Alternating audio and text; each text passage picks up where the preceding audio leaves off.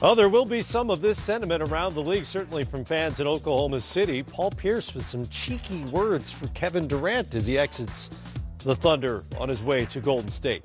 We spoke with a couple of Hall of Famers, Isaiah Thomas and Reggie Miller, about so-called super teams. When you're talking about winning championships and you're talking about competing against, the opponent, and I'll take myself back to when we had to compete against the Celtics and try to dethrone the Celtics. You always want to make the opponent weaker so you can, therefore, dethrone them. And if Larry Bird had any point in time said, hey, I want to come play for the Detroit Pistons, we all would have welcomed Larry Bird with open arms and said, hey, come play with us. In sports, I believe in dominance. I believe that, when you do have super teams and you do have great players playing with each other, I think it makes the game better and it elevates the league and it forces everyone to dig a little deeper and get a little better. So I refer to those Celtics teams and I look at those Lakers teams. I mean, Matt, when I stood on that podium with the 50 greatest players ever, I was the only one on that podium who didn't have a teammate that was one of the 50 greatest players to ever play the game.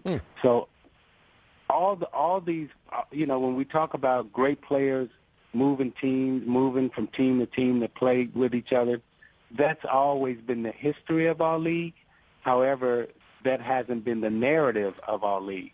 But when you look at that Laker team, when you look at that Celtic team, all those teams were stacked. And I'm sure when Jerry West had a chance to speak to Kevin Durant, he probably pointed out to him that Magic played with Kareem, Worthy, Bob McAdoo, so forth and so on. It's that's how the league is. I never wanted to play with them. I always wanted to beat them because it was a sense to me of pride and purpose to beat the other greats. Would it have been nice and probably easier on my body to play with those guys? Absolutely, yeah. I'm no dummy to play with Michael Jordan. Yeah, I just camp out in the wing and just shoot threes. But I wanted to compete against the other best of my time. This is no knock on LeBron from Cleveland to Miami and no knock on Durant from OKC to Golden State. I understand it.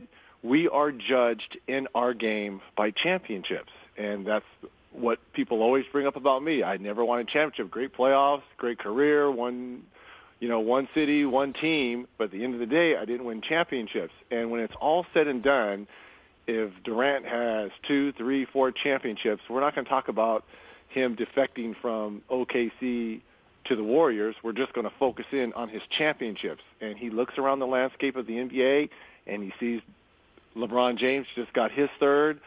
And what I'm really curious about, if the Warriors had won, being up 3-1 and had won the championship, being back-to-back champs, would he have made this decision? I think the Warriors being up 3-1, getting punched in the chin, and losing in 7 games, it made them look very vulnerable.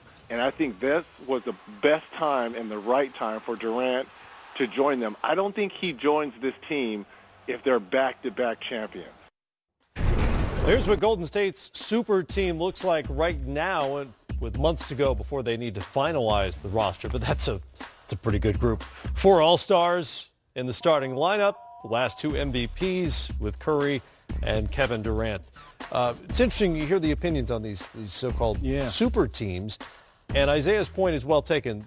NBA champions throughout history typically have had more than one great player. Right. I guess where some people feel like it's maybe changed or where it rubs them the wrong way is when it happens inorganically in some way. Right. They don't come up together. They don't go through the battles and suddenly they form a team, almost in an AAU sort of sense. Well, where do you stand on this? Well, I think to win a championship, you have to have players, and you have to have layers of players. When you look at the San Antonio Spurs, you got Manu Ginobili, you got Tim Duncan, you've got Kawhi Leonard, you got Parker.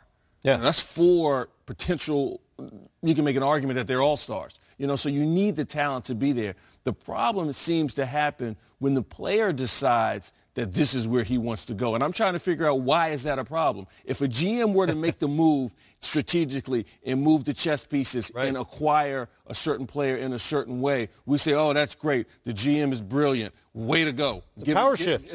But now the players are now moving the pieces and saying, you know what? I'm not going to let you tell me where I have to go. I want to go over here. LeBron says, you know, he gets with the players and figures out a way, look, we're going to all end up in Miami. Why is it a problem when the players start to be the ones to make the moves? Why are we, from a public standpoint, viewing it as problematic? If a GM, if an owner had made this same decision, we would call him brilliant. To have the power and the money now, as we're seeing this That's right. That's right. So times are changing, and I think we need to change our thought process with a lot of this. All right, more ahead here.